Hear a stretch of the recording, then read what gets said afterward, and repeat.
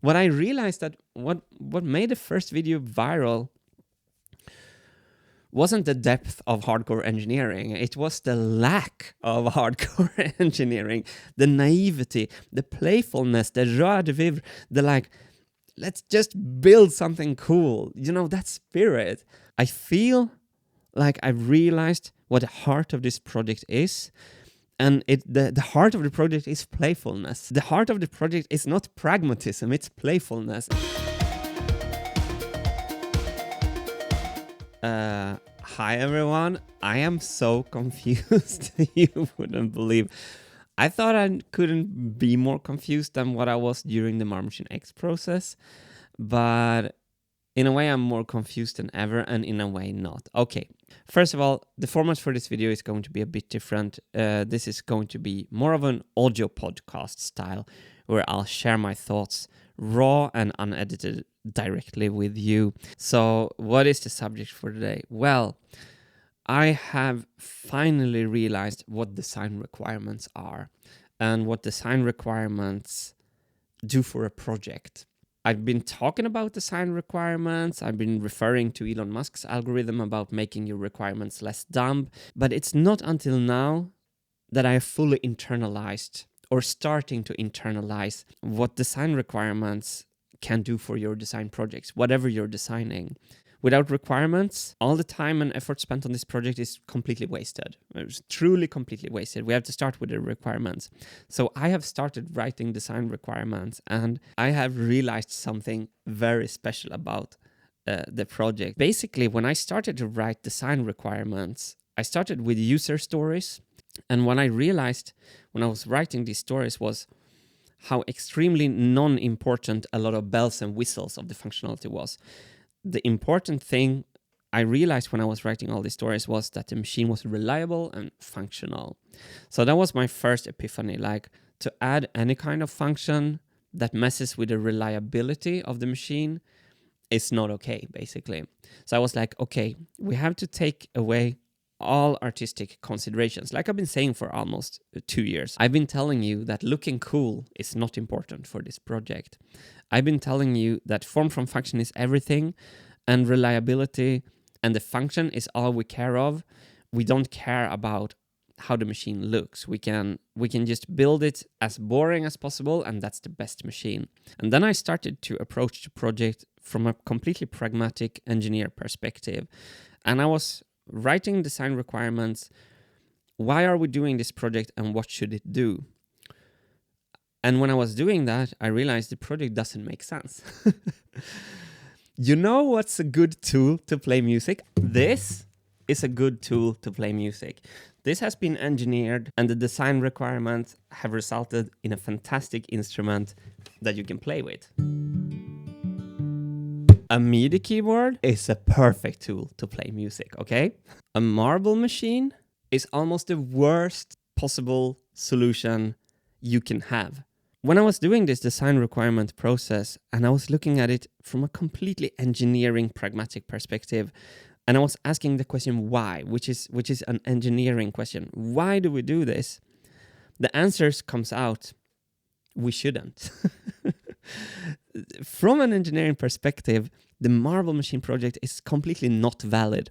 Perhaps there's some validity in the educational part of the project, but as an end product, a MIDI keyboard is the better tool. A guitar is the better tool. And I was like, I don't think I want to do this project. So I really learned to think like an engineer to the very degree that I don't see the validity of the entire project. Okay, hang on, this ends a little bit more positive than what you might think right now. So I've started to learn a bit of a useful flow for a requirement document. So we start with goals at the top. Why are we doing this at all? Secondly, we are having stakeholders and user stories, which means who are we doing this for and what do they want from this product. Then at the step 3, we have product requirements, which is what is the product supposed to do? All the way down to step 3, we can still be pretty abstract and vague. But then in step 4, we have functional requirements, which is how is the product supposed to do that thing that it's supposed to do, which is more concrete. And then last, we have to validate somehow. We have validation. How do we know that the product is actually doing that? So when I was building the first machine, I never asked any of these questions. And here's a big difference between engineering and art. Engineering stems from why. Art never asks the question why. I remember when I was like 6 years old and I knocked the door on my friend's house and I asked his mother if he could come out and play. I never heard him like asking from the room, why? What are we going to play? Why should I come out and play? It was either, yes, Michael can come out and play, Martin, or no, we have dinner in 10 minutes, so he will come out after the dinner. And that's art. Art doesn't ask why. Engineering only asks why. And art and engineering is, in this case, at perfect odds at each other often. So the fun nut to crack is to combine these two. And that is what my previous machines tried to do. I didn't ask why, I just wanted to build a machine. So I just did it. And that's art. And in a way, the projects were really successful. But from my point of view, the machines didn't do what I hoped they would do. So in a way, they at least failed a bit. But now this process have forced me to do this writing exercise. And if you want to see what I have written so far, you can find what I have written in the link below. So I was writing down, why are we doing this? And I realized that the project doesn't make sense if it doesn't look cool. So for years, I've been telling you that the problem with the Marble Machine X was that I tried to make it look cool. I have now gone full circle where I realize that if I don't turn this project into an amazing sculpture, the project has no validity at all. On the top of my head, must look cool isn't the top requirement. I would say, number 1, must be safe. Number 2, must play great music. Number 3, it must look cool. I've gone full circle, everyone. It must look cool. Now I want my marble machine to look like a skeleton clock. I want the marble machine to look like a sculpture on some kind. I'm sketching away like crazy. I'm thinking freely again. The form factor of the first machines were amazing. So when I told people that the form is the issue, a lot of you pushed against me and said, Martin, the form of the first machines are the reason I was into your series because they looked so cool. And I was like, yeah, that's fun and all that, but I'm way past that. I want to make something functional. You know that Intel, the processor company, made a video of a version of the Animusic machine.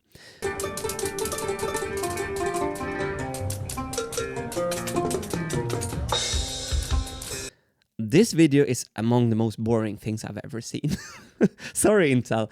A for effort, but the video was just plain boring. It didn't go viral because it's just so boring. Why is it boring? Well, it works, but somehow it doesn't feel cool. There's a lot of cool engineering that have gone into this electronic machine from Intel. A lot of programming, a lot of cool stepper motors, a lot of beautiful code, and it shoots but it's boring. The animated thing is cooler.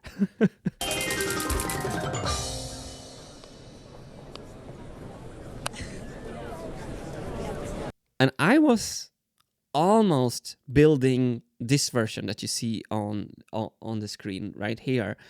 The form from function, spread everything out in modules, make it pragmatic. That's the project I almost started. And the exercise of actually writing the design requirements just saved me from making yet another big mistake, I think. If I would have gone down that road of making just a boring looking but very well functioning project, something would have been missing. Casey Neistat just released this amazing Impossible Dream video where he talks about Sisyphus And that video hit so close to home. This video was such an inspiration, like straight hit into your face in the best way possible. I highly recommend it. And what I realized is that Casey didn't just want to run a marathon. He wanted to run a marathon under 3 hours. I don't want to build a functional, boring, black box marble machine because it defeats the entire purpose of this project. It's a sculpture. So, okay, must look cool is the third most important thing of this project. So, what is cool? Well, you have to show the gears, for example. If we have beautiful gears, you have to see them. You just have to. For example, I have this sketch where the gears are at 90-degree angle. Here are other sketches, completely freestyle, more layouts,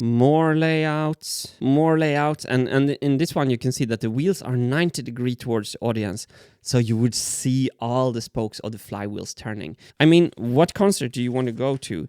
Do you want to see this back of the envelope sketch? Or do you want to see some boring, functional, pragmatic thing? You don't have to pay too much attention to any of these sketches. What I think is important right here is that the design requirement process have forced me to ask the very most important questions. Why am I doing this? And the crazy thing is that the exercise have taught me why I am doing it. And it wasn't for the reason that I thought it was. I thought that I wanted to make a functional machine and that I would be happy with that.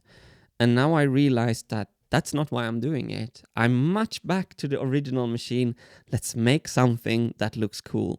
I think what we have in front of us is a much more fun engineering process when there is a lot of artistic design requirements. For example, I have here 1.2.1. The machine is a mesmerizing sculpture. It exposes its inner mechanical workings to the audience. One understands how the machine works only by looking at it.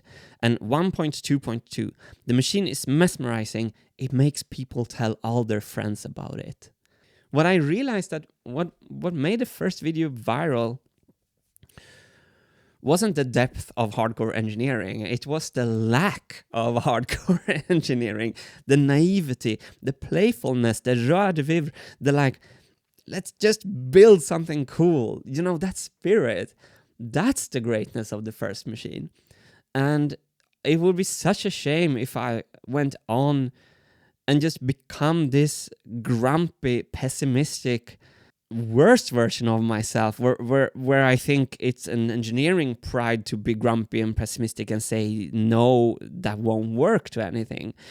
I feel like I've realized what the heart of this project is, and the heart of the project is playfulness.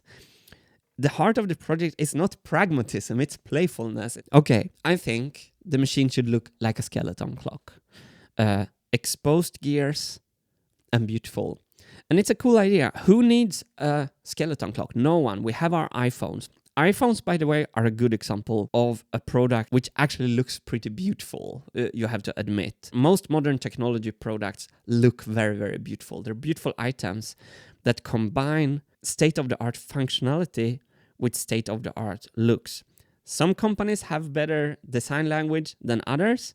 Let's not get into that right here. But they have succeeded in marrying art with engineering in these kind of products. This design requirement writing process have really opened up a whole new world. I am now building the new marble machine in a Google Doc in text. And I'm being more efficient than ever. No, I don't have cool video to show you with marbles rolling, which means that 90% of the normal Wintergatan audience is not interested. But the 10%, or I should almost call you the 1% that are here right now, you're true heroes in my book.